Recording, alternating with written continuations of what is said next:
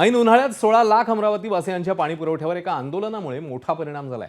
महाराष्ट्र जीवन प्राधिकरणाची थकलेली देयकं न मिळाल्यामुळे पाणीबाणीची वेळ आली। 18 कोटी 81 लाखांची देणी तात्काळ द्यावीत यासाठी जिल्हा जीवन प्राधिकरण कंत्राटदार असोसिएशनने 6 मे पासून बेमुदत आंदोलन सुरू केलं। या आंदोलनाची दखल न घेतल्यानं कंत्राटदार आणि कर्मचाऱ्यांनी आक्रमक भूमिका घेत शहराचा पाणी पुरवठाच बंद केलाय। त्यामुळे धरणात पाणी असूनही अमरावती वासियांना पाण्यापासून वंचित राहावं लागतंय। या आंदोलनामुळे अमरावतीच्या ग्रामीण आणि शहरी भागाच्या पाणी पुरवठ्यावर परिणाम झालाय।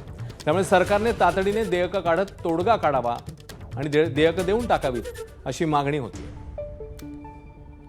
इथं मनुष्यबळ कमी आहे। मनुष्यबळ पुरवठ्यापासून तर पाणी पुरवठ्यापर्यंत सर्व कामं अमरावती जिल्ह्यातले जे कंत्राटदार आहे ते करून राहिले आहे। आणि जीवनावश्यक वस्तू आहे पाणी, हे सरकारला समजायला पाहिजे की अति आवश्यक जे गोष्ट आहे, जल हे जीवन आहे, इतकी साधीशी गोष्ट आहे। पण असे काम करणाऱ्या कंत्राटदारांना शासन त्यांचे वेळेत पेमेंट करत नाही, ही खूप खेदाची बाब आहे।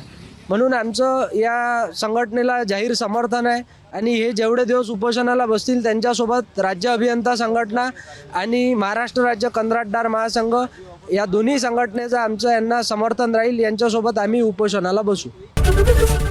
एबीपी माझा, उघडा डोळे बघा नीट।